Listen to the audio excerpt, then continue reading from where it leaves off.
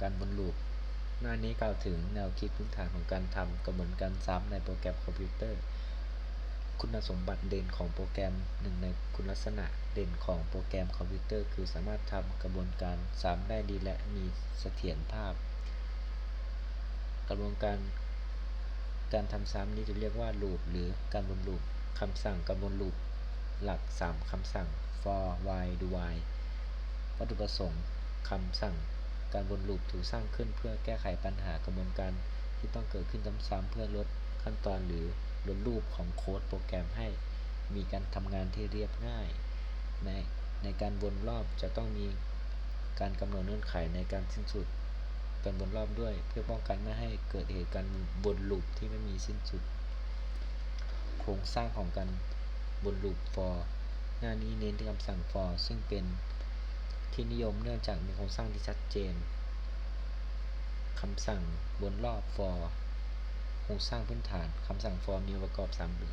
หลัก3ส่วนที่อยู่ภายในวงเล็บ for intel state condition state increment state intel state สถานะเริ่มต้นกำหนดค่าเริ่มต้นของตัวแปรที่ใช้ในการวนซ้ำทำเพียงครั้งเดียว condition state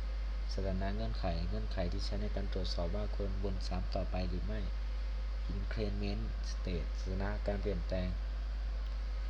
การเพิ่มหรือลดค่าของตัวแปรที่ใช้ในการวนซ้ำหลังจบรอบถึง action 1 ถึง action เป็นชื่อคำสั่งที่โปรแกรมจะดำเนินการซ้ำในแต่ละรอบการวนลูปลำดับการทำงานของคำสั่ง for หน้านี้อธิบายลำดับการทำงานโดยละเอียดของคำสั่ง for 1. intel state เช่น i เท่ากับ0ทำคำแรกและครั้งเดียว 2. condition state เช่น i น้อยกว่า10ถ้าเงื่อนไขเป็น true ดำเนินการขั้นตอนที่ 3ถ้าเงื่อนไขเป็น false ออกจากลูปและทำคำสั่งถัดไป action ทำชุดคำสั่ง action 1 ถึง action n ภายในลูป increment state เช่น i บวก1ปรับปรุงค่าตัวแปรกลับไปตรวจสอบ condition state ซ้ำตัวอย่างโค้ดโปรแกรมและผังงาน Hello World หน้านี้แสดงตัวอย่างโค้ดโปรแกรมภาษา C เพื่อพิมพ์ข้อความซ้ำ10 ครั้งโค้ดตัวอย่างกำหนดตัวแปร int i เท่ากับ0 loop for i เท่ากับ0 i น้อยกว่า10 i บวกคำสั่งในลูป printf %d hello world /n i การทำงานตามผังงานเริ่มต้น start กำหนดค่าเริ่มต้น i น้อยกว่า0ตัวสำเงื่อนไข i น้อยกว่า10ถ้าจริง true แสดง hello world เพิ่มค่า i บวก1วนกลับไปตรวจสอบเงื่อนไขถ้าเป็นจริงจบโปรแกรมลูปนี้จะวนรอบ10 ครั้งโดยที่ตัวแปร i จะมีค่าตั้งแต่0 ถึง 9ผลลัพธ์ของโค้ด Hello World หน้านี้แสดงผลลัพธ์ที่ได้จากการรันโค้ดในหน้าโปรแกรมจะพิมพ์ข้อความ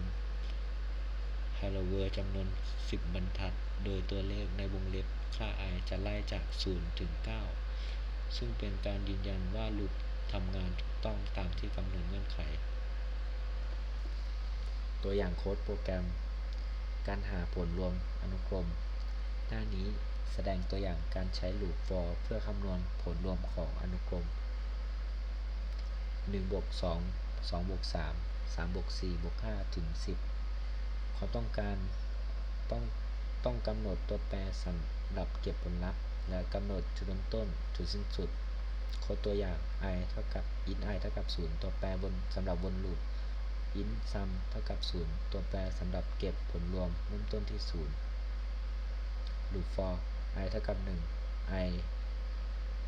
น้อยกว่าเท่ากับ10 i บวกเริ่ม i เท่ากับ1สิ้นสุดที่ i เท่ากับ0คำสั่งในลูป sum บวกเท่ากับ i หมายถึง sum เท่ากับ sum บวก i คือการบวกค่า i เข้าไปใน sum สะสมไปเรื่อยๆคำสั่งนอกลูป printf sum เท่ากับ %d sum แสดงผลรวมสุดท้าย ขั้นตอนการทำงานของโปรแกรมหาผลรวม หน้านี้แสดงการจำลองการทำงาน